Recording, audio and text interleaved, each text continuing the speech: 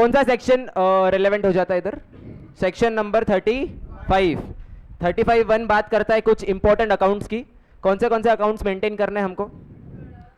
Production and manufacture of goods, उसके बाद inward and outward supply of goods और services, stock of goods, ITC availed, output tax payable and paid. इसके अलावा कुछ और particulars maintain करना है। पहला गुड्स और सर्विसेज इंपोर्टेड और एक्सपोर्टेड, फिर tax payable on reverse charge, उसके साथ साथ तुम लोग उसके tax invoice, bills of supply, delivery challan, credit note, ये सब भी मेंटेन कर लेना। Separate accounts for advance received, advance paid and adjustment made, ये टाइम ऑफ सप्लाई में भी काम में आएगा। आगे names and complete address of supplier, names and complete address of the customer. अच्छा, और लास्टली बोल दिया अगर तुम्हारा कोई वेयर हाउस है तो वो वेयर हाउस के डिटेल्स मेंटेन करना, address of the premise where goods are stored, और उसके अंदर जो भी स्टॉक है उसके पर्टिकुलर्स को भी मेंटेन करना। क्या क्या पर्टिकुलर्स आते हैं? Opening balance, receipt, supply, goods lost and balance, stores ledger. उसके साथ साथ उधर जो स्टॉक पड़ा है उसके ऊपर का आईटीसी का ओपनिंग बैलेंस मेंटेन कर देना। Basically tax collected and paid, input tax credit claimed together with register of tax invoice, credit note, debit note, delivery challan etcetera. अगर एक से ज़्यादा प्लेस ऑफ बिजनेस है तो उन सारे प्लेसेस ऑफ बिजनेस पे भी तुम लोग उस प्लेस ऑफ बिजनेस के अकाउंट्स मेंटेन करना। इसके साथ साथ फिजिकल या फिर इलेक्ट्रॉनिक फॉर्म में मेंटेन करना। प्लेस ऑफ बिजनेस का डेफिनेशन दिया है, a place of business is where the business is ordinarily carried on and includes a warehouse, godown और any other place where a taxable person stores is goods, या फिर a place where taxable person maintains his books of accounts, या फिर a place where person is engaged in business through an agent. अगर कोई मेरा agent है तो वो एजेंट का प्लेस ऑफ बिजनेस भी मेरा प्लेस ऑफ बिजनेस माना जाएगा। मेरे को मेरे रजिस्ट्रेशन के टाइम पे प्लेस ऑफ बिजनेस लिखना पड़ता है, तो उसमें मेरा एडिशनल प्लेस ऑफ बिजनेस होगा the place of my agent. Yes, first को प्रेफरेंस, यस प्रेफरेंस ऑर्डर यही रखना है तुमको। ठीक है, मैनुअल रिकॉर्ड्स और इलेक्ट्रिकल रिकॉर्ड्स के बारे में कुछ इंपॉर्टेंट चीजें बोली गई है। अगर मैनुअल रिकॉर्ड्स मेंटेन करते हो तो every record should be serially numbered. Clear है? अगर इलेक्ट्रॉनिक रिकॉर्ड्स मेंटेन करते हो तो उसमें क्या कंडीशन डाल दी? सबसे पहला कंडीशन, डिजिटल सिग्नेचर के साथ उसको ऑथराइज कर देना। जब भी तुम्हारे इलेक्ट्रॉनिक रिकॉर्ड्स फाइनलाइज हो जाएंगे उसको ऑथराइज कर देना। सेकंड, एक प्रॉपर बैकअप रखना रिकॉर्ड्स का, अगर कुछ डिस्ट्रॉय हो जाए तो बैकअप रहना चाहिए।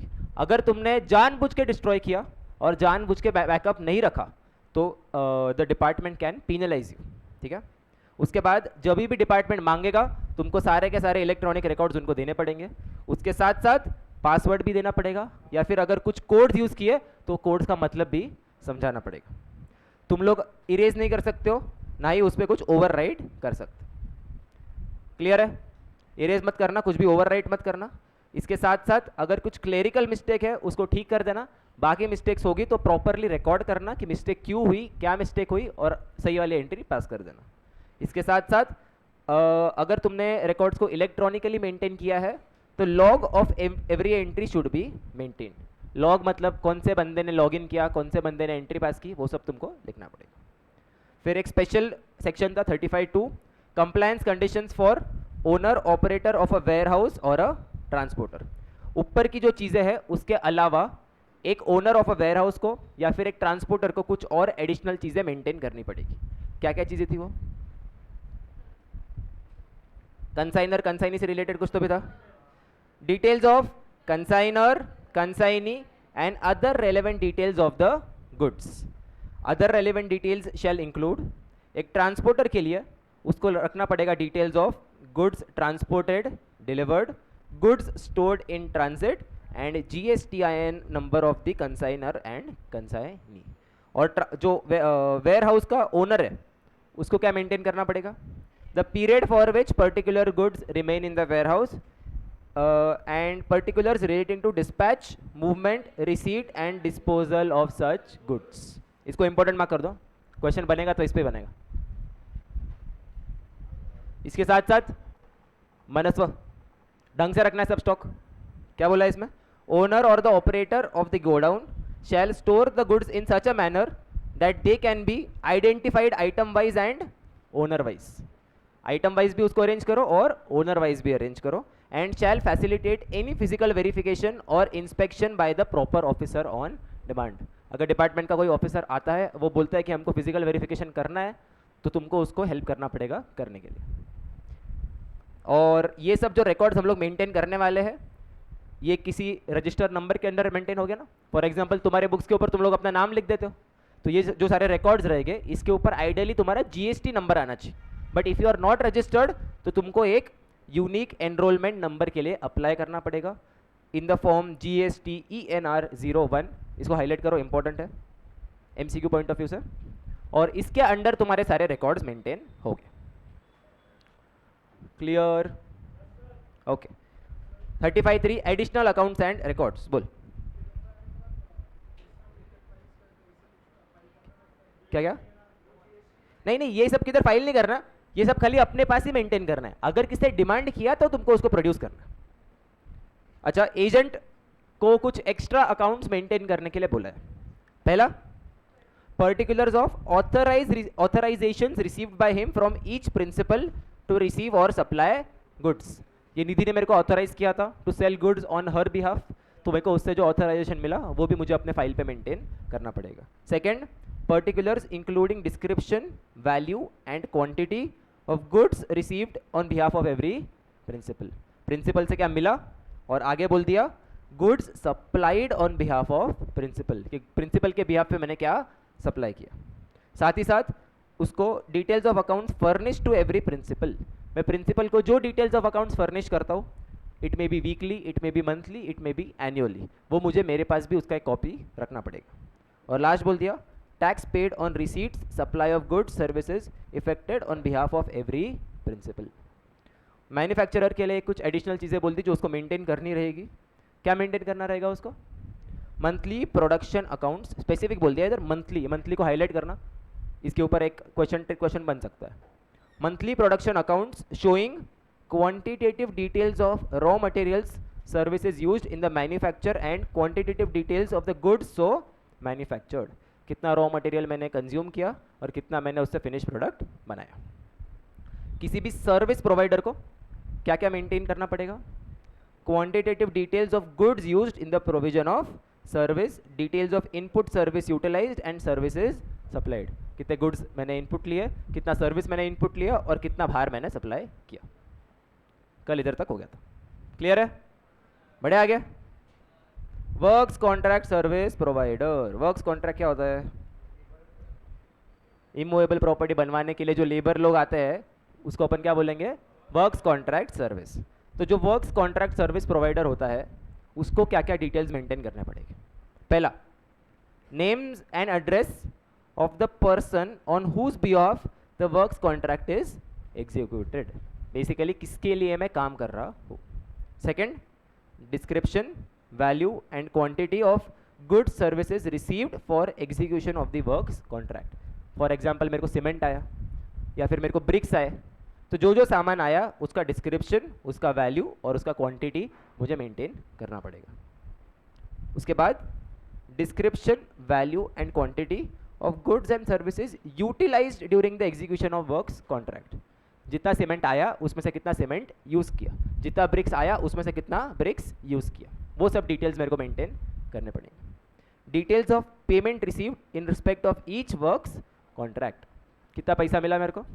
और last, names and address of suppliers from whom he has received the goods or services. Simple, clear? Okay. Next क्या है? कस्टोडियन या फिर clearing and forwarding agent.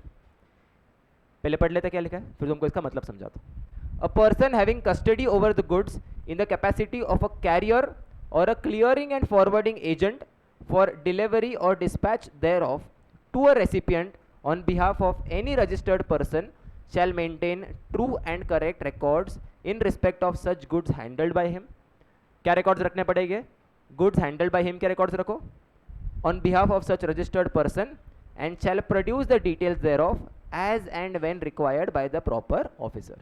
Basically इसको खाली एक ही चीज़ का record रखना है, details of the goods handled. Details of the goods handle.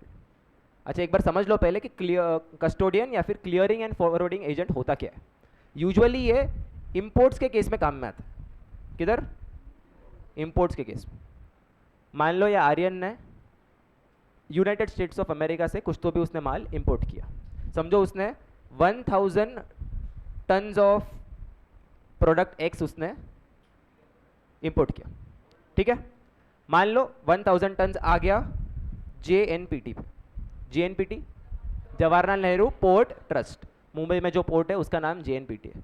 1000 tons of product x आ गया JNPT पे।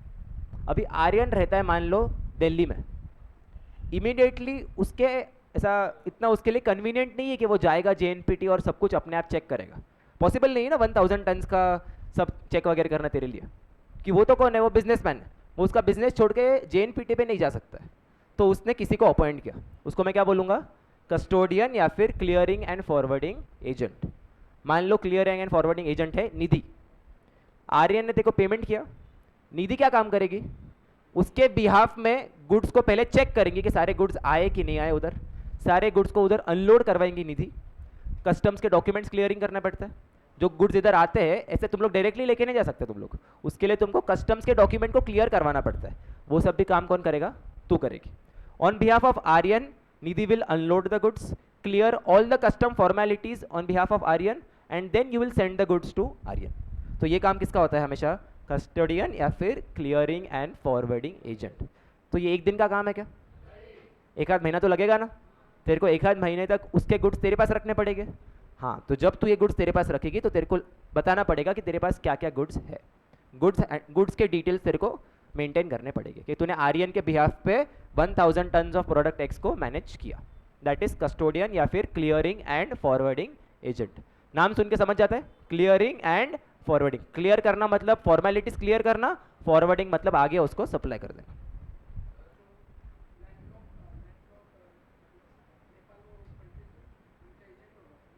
यस यस, ये सिर्फ पोर्ट्स के लिए नहीं होता है, वैसे डोमेस्टिक के लिए भी होता है। और अपन ने देखा था ना वो ट्रांजिट कार्गो सर्विस, उसमें भी यही सब काम में आता है। Yes exactly, but warehouse उसको रेंट पे लेना पड़ेगा। आर्यन से वो पैसा ले लेगी, ले सकते हैं, बट यूजुअली वो खुद के नाम पे लेते हैं, एज अ कस्टोडियन खुद के नाम पे लेते हैं। और ये बहुत बड़ा फील्ड है फॉर चार्टर्ड अकाउंटेंट्स, क्योंकि इसमें कस्टम्स क्लियरेंस लेना पड़ता है, और कस्टम्स क्लियरेंस लेना एक बहुत बड़ी बात होती है। मतलब इतना इजीली हर एक चीज़ का कस्टम्स क्लियरेंस नहीं मिलता है, बट अगर तुम्हारे कॉन्टैक्ट्स है, अगर तुमको कस्टम्स लॉ अच्छे से आता है, देन यू कैन अप्रोच ऐसा, you can make clients in this field, तुमको अच्छे पैसे मिलेंगे इसमें।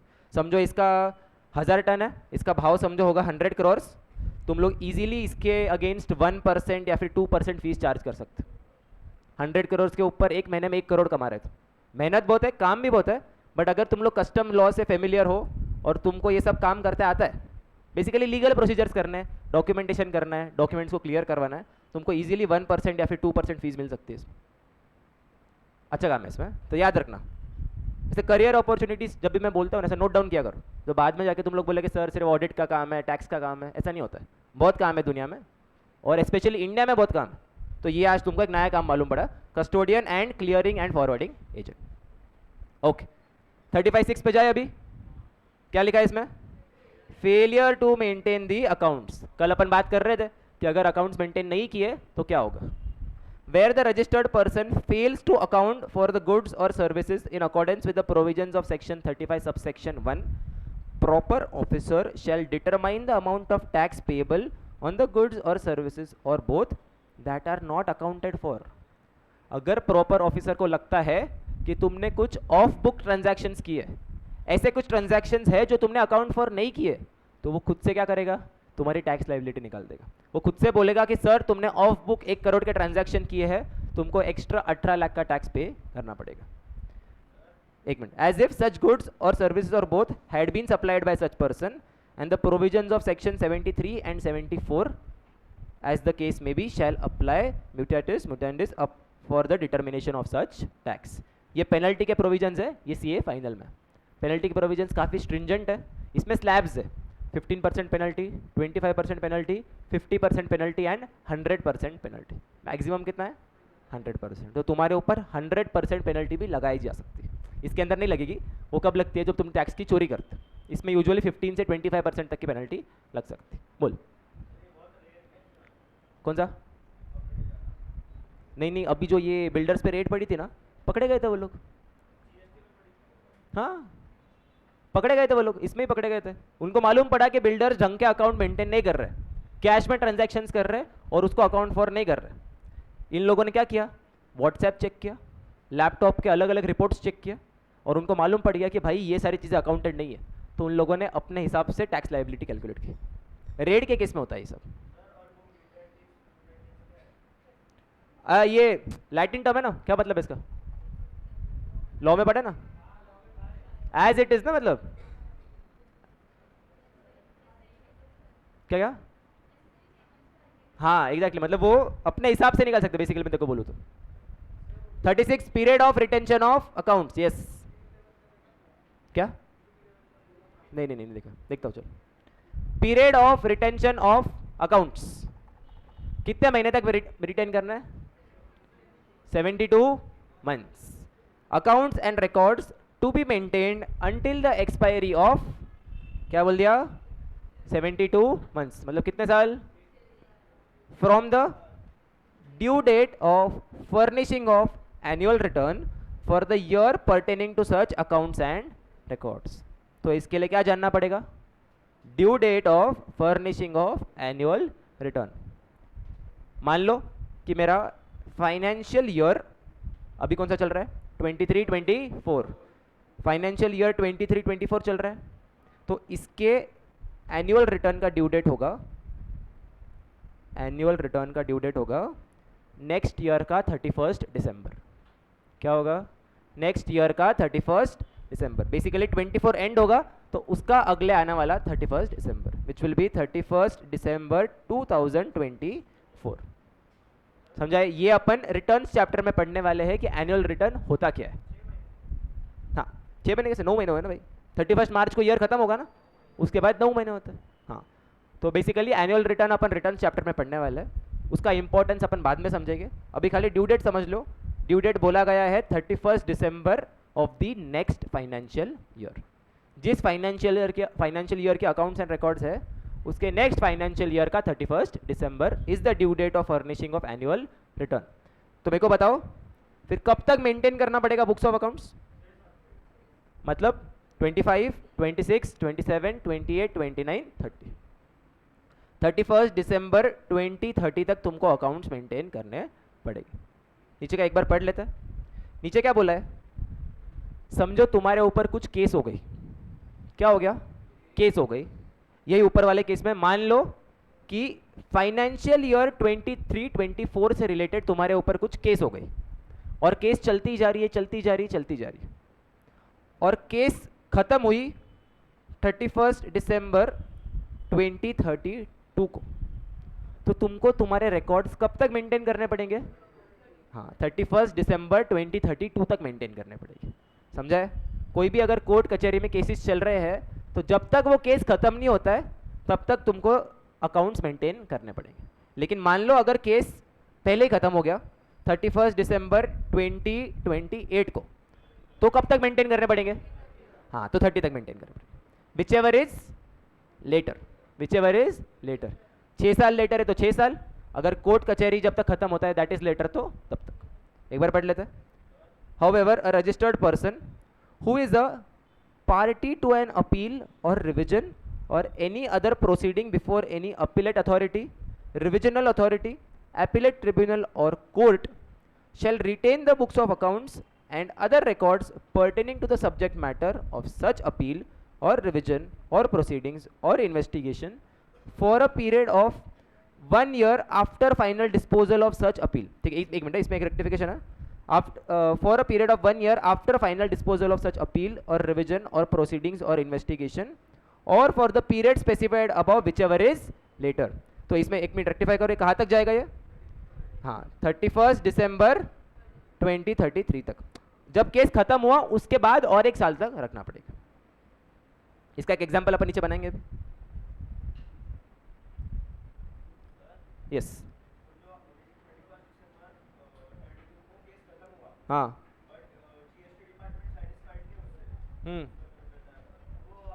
वापिस अगर केस चालू कर, इसलिए तो 1 साल का टाइम दिया ना। उसके बाद 31 दिसंबर 2032 को समझो केस खत्म हो गया, और जिसके भी फेवर में केस आया, other party is not satisfied with the result, तो 1 साल है ना, 1 साल में अगर तुमने वापस केस कर दिया तो वापस वो नया वाला केस जब तक खत्म नहीं होता है तब तक चलेगा वो, समझा? 1 साल वही लिखा रहा हूँ मैं, पूरा एग्जाम्पल बना के लिखा रहा हूँ। यस, लिखो example, ABC Limited has a case for financial year 23-24, has a case for financial year 23-24 ongoing.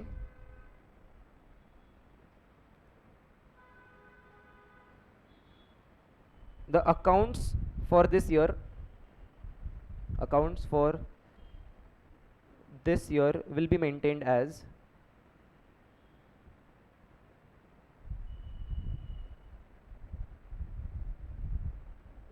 case 1,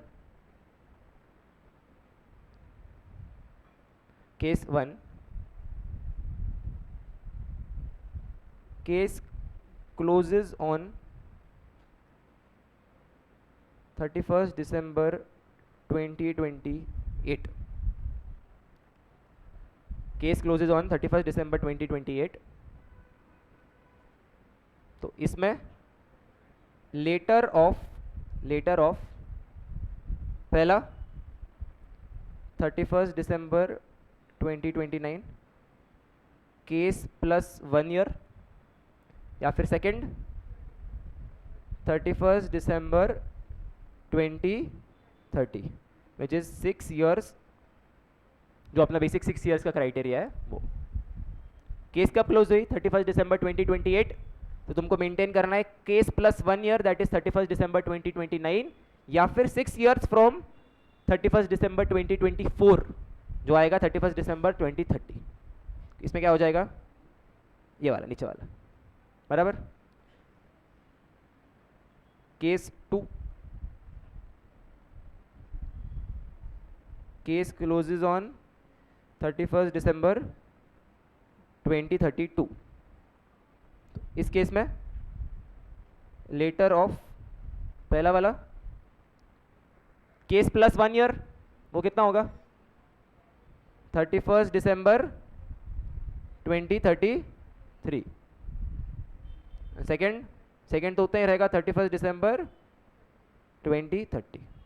तो कब तक? 2033। यस, 2031 में खत्म हुआ, चालू हुआ नहीं ना, वो तब चालू ही नहीं कर सकते क्योंकि बुक्स तो है ही नहीं कर पाएंगे, चालू ही नहीं कर पाएंगे क्योंकि तुम्हारा रिटेंशन का पीरियड खत्म हो गया ना। तो लीगली अकाउंट्स एंड रिकॉर्ड्स के बेसिस पे वो लोग केस नहीं कर सकते। कुछ और करना है तो चलेगा, but they cannot demand your accounts and records from you. तो बोल सकता है कि सर अकाउंट्स एंड रिकॉर्ड्स का टाइम खत्म हो चुका है, I am not going to maintain the records. Yes,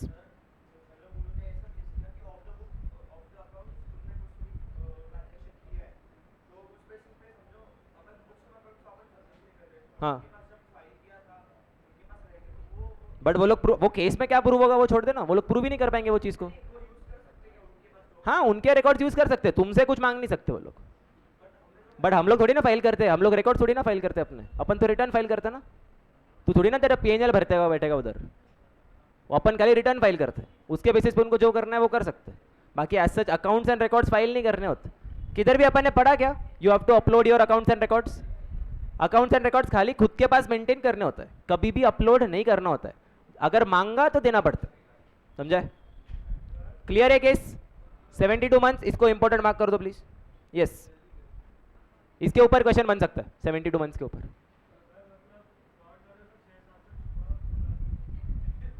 लेकिन मेरे को एक बात बताओ, कंपनीज एक्ट में कितने साल बोला है? 8 साल। हाँ, तो अगर उन लोगों ने कंपनीज एक्ट वाले बुक्स मंगाए तो जो जितने भी एक्ट एप्लीकेबल है उसका सबसे लेटर पकड़ के चलो, ठीक है?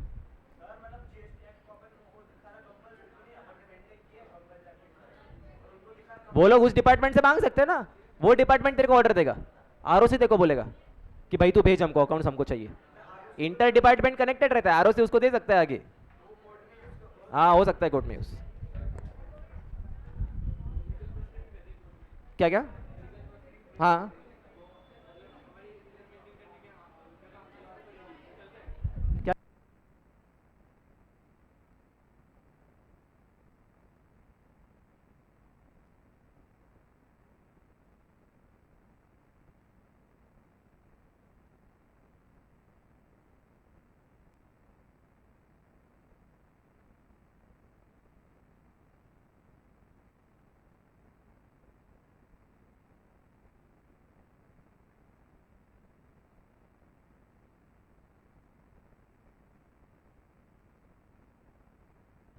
चलो आ जाओ क्वेश्चंस कर लेते हैं। कितने क्वेश्चन है? 6 क्वेश्चन है खाली। पटपट। एक्सीडेंट वगैरह तेरे को प्रूफ करना पड़ेगा, ऐसा सब लॉ में लिखा नहीं रहता। वो देखना पड़ेगा, पता नहीं ऐसे न्यूज़पेपर वगैरह नहीं आता उसमें। हाँ, question 1.1, who is required to maintain books of accounts and at which place in terms of section 35 read with relevant rules? As per section 35 subsection 1 of CGST Act, क्या बोल दिया? Every registered person shall keep and maintain his books of accounts at his principal place of business and books of accounts relating to additional place of business as mentioned in the certificate of registration. Where more than one place of business is specified in the certificate, accounts relating to each place of business shall be kept at such place. But Mr. Sky,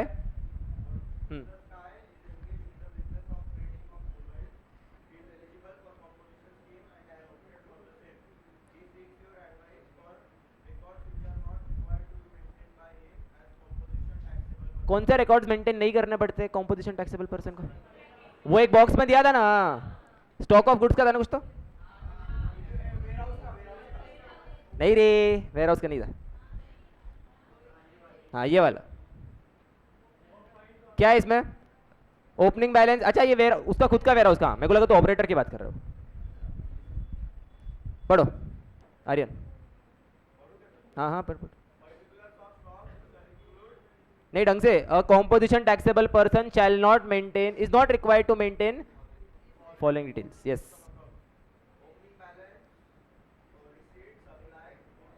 उधर से पढ़ लेना। हाँ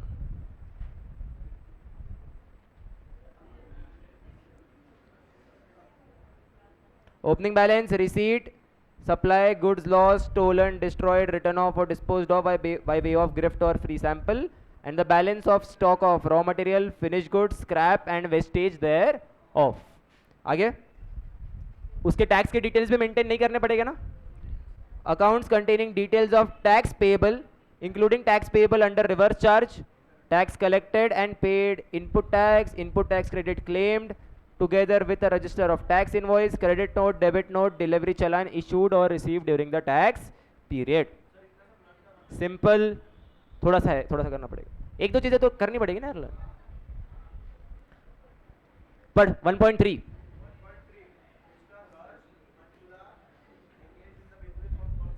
works contract की बात कर दी तो क्या पूछेंगे ये लोग कि वर्क्स कॉन्ट्रैक्ट सर्विस प्रोवाइडर को क्या क्या मेंटेन करना पड़ता है? लॉजिकली सोच के बताओ क्या क्या मेंटेन करना पड़ता है।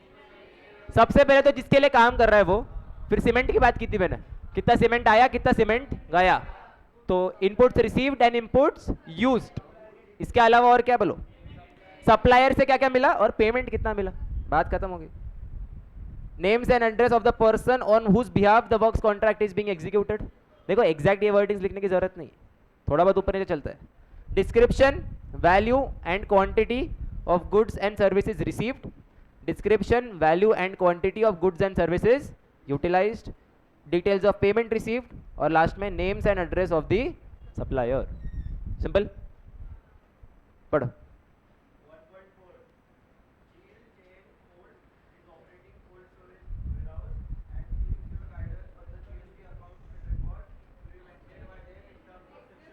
ये वेयर हाउस की बात हो गई सर। वेयर हाउस ऑपरेटर को क्या क्या मेंटेन करना पड़ता है? कंसाइनी, कंसाइनर, उसके डिटेल्स मेंटेन करना पड़ता है ना। एवरी ओनर और ऑपरेटर ऑफ वेयर हाउस और गोडाउन और any other place used for storage of goods and every transporter irrespective of whether he is a registered person और not shall maintain records of consignor, consignee and other relevant details of the goods. Important तुमको खाली ये लिख के आना है, consignor consignee, उसको underline कर देना, बात खत्म। नीचे वाले पॉइंट पे आएगा लेकिन सबसे ऊपर कंसाइनर और कंसाइनी लिख देना, ये कुछ भी काहे को एग्जाम्प्ट है। एग्जाम्पशन चैप्टर में कोल्ड चेन से रिलेटेड क्या एग्जाम्पशन था? हाँ, वो कोल्ड चेन डेवलपमेंट अथॉरिटी जो है उनको, उन्होंने कुछ सर्विस दी, वो एग्जाम्प्ट था। और बोला क्या वेयर हाउस में क्या रखा है? खाली एग्रीकल्चर प्रोड्यूस एग्जाम्प्ट था। OR होना चाहिए, NOR होना चाहिए प्लीज। अच्छा, और उसके साथ साथ और क्या रिकॉर्ड्स मेंटेन करने पड़ेंगे? Particulars relating to dispatch, movement, receipt and disposal of such goods. और इसके आगे अगर और भी ज्ञान डालना है तो क्या डाल सकते हो मनस्व? ढंग से रखो, सारा सामान ढंग से रखना है, आइटम वाइज, ओनर वाइज। और अगर ऑफिसर आता है तो उसको चेक करने का भी चाय पानी मत लिख के आना। अरे mister x is of the view that records are to be mandatorily maintained manually only. Is he correct? Electronic format में लग सकते हो क्या? अच्छा, अगर इलेक्ट्रॉनिक फॉर्मेट में रखा तो 4 चीजें ध्यान रखना। पहले डिजिटली सिग्नेचर, उसको ऑथराइज कर दो डिजिटल सिग्नेचर से। बैकअप, थर्ड पासवर्ड वगैरह कोड्स वगैरह देना पड़ेगा। और उसके पहले अगर कुछ मांगा तो दे दो उसको, मांगेगा तो तुम लोग डिनाई नहीं कर सकते हो। और लास्ट था लॉग वगैरह मेंटेन करो। Books of accounts including any electronic form of data stored on any electronic device, the registered person may keep and maintain such accounts and other particulars in electronic form stored on any electronic device, and records so maintained shall be authenticated by means of digital signature. Second, the registered person maintaining electronic records shall produce on demand the relevant records or documents duly authenticated by him.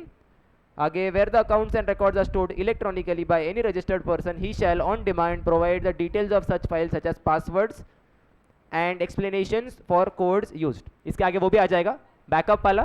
Yes, पढ़ रहे 7 हो गए, एक add करना पड़ेगा। हाँ बोल।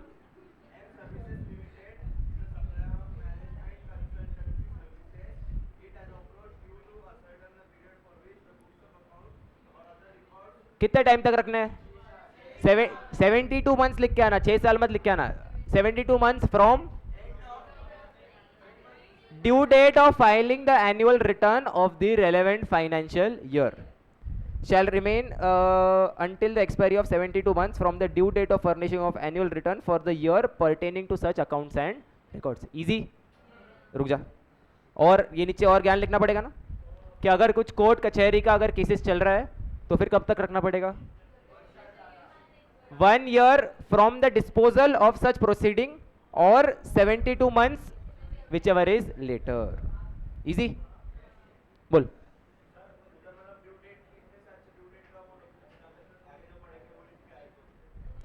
Due date का डेफिनेशन नहीं, ड्यू डेट बोल दिया ना, मतलब उसमें डेफिनेशन क्या होता है ड्यू डेट का?